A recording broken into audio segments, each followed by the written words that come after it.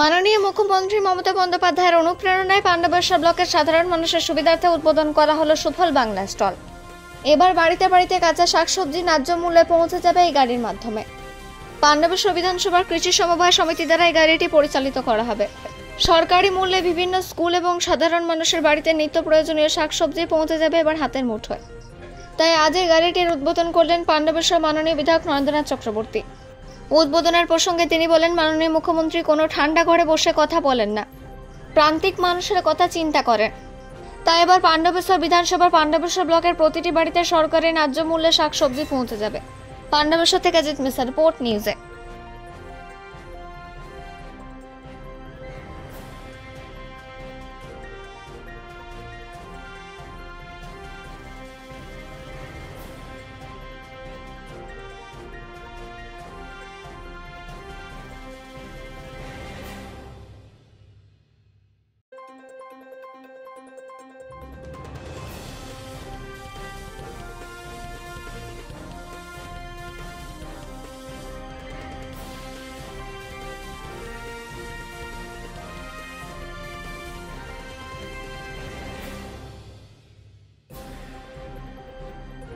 দাদা, আজকে যে সুফল বাংলা স্টলটি উদ্বোধন করলেন, কি বলবেন আপনি?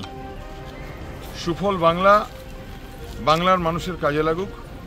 সুফল বাংলা মমতা বন্দ্যোপাধ্যায়ের পাণ্ডবেশ্বরের মানুষের প্রতি আশীর্বাদ।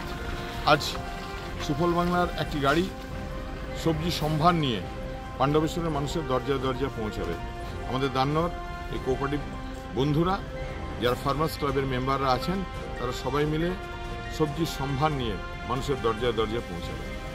সস্তায় টাটকা ফল সবজি পাবে, একদম চাষির ক্ষেত থেকে গৃহিণীর রান্নাঘর।